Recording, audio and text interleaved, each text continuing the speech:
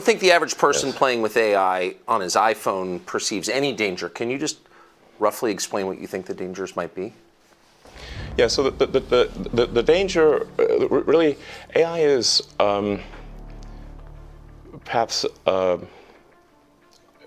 more dangerous than, say, mismanaged aircraft design or production maintenance or bad car production, in the sense that it has the potential, however small one may regard that probability, but it is non-trivial. It has the potential of civilizational destruction.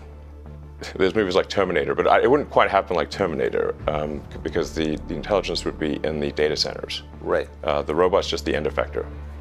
But I think perhaps what you may be alluding to here is that regulations are really only put into effect after something terrible has happened. That's correct. If that's the case for AI, and we only put in regulations after something terrible has happened, it may be too late to actually put the regulations in place. The AI may be in control at that point. You think that's real? It is conceivable that AI could take control and reach a point where you couldn't turn it off and it would be making decisions for people. Yeah, absolutely. Absolutely. No, that's definitely where things are headed, for sure. I mean, the things like say Chat GPT, which is based on GPT-4 from OpenAI, which is a company that I played a critical role in creating, unfortunately.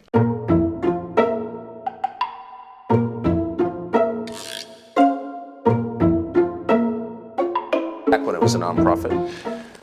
Yes. I mean, the reason OpenAI exists at all is that Larry Page and I used to be close friends, and I would stay at his house in Palo Alto, and I would talk to him late into the night about AI safety.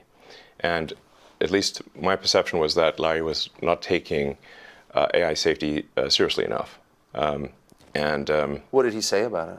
He really seemed to be wants sort of digital superintelligence, basically digital God, if you will, as soon as possible. He wanted that? Yes. He's made many public statements over the years that the whole goal of Google is what's called AGI, artificial general intelligence or artificial superintelligence. No, and I agree with him that there's great potential for good, but there's also potential for bad. And so if you've got some radical new technology, you want to try to take the set of actions that maximize the probability that it will do good and minimize the probability it will do bad things. Yes. It can't just be hell for leather. Let's just go, barreling forward and, hope for the best. And then at one point, I said, well, what about, we're going to make sure humanity's okay here. And then he called me a speciesist. Did he use that term? Yes.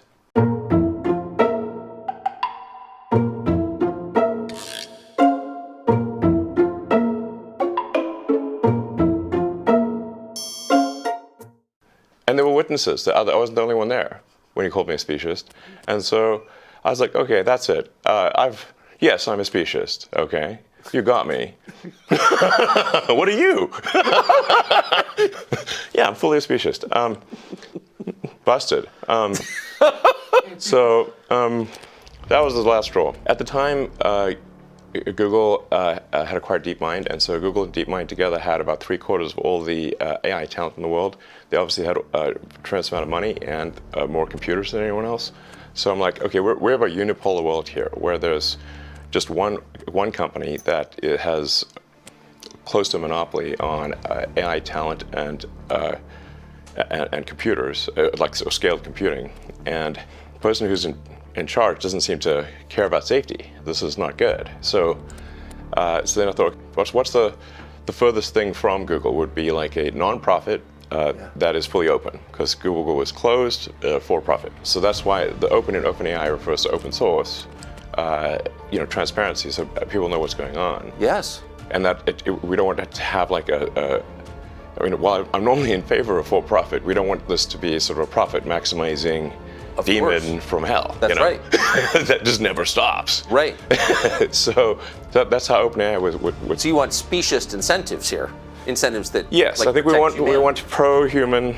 Yeah. Let's make the future good for the humans. Yes. Yes, because we're humans. So can you just put it? I keep pressing you, but just for people who haven't thought this through and aren't familiar with it, and the cool parts of artificial intelligence are so obvious. You know, write your college paper for you, write a limerick about yourself. Yeah. Like, there's a lot there that's fun and useful.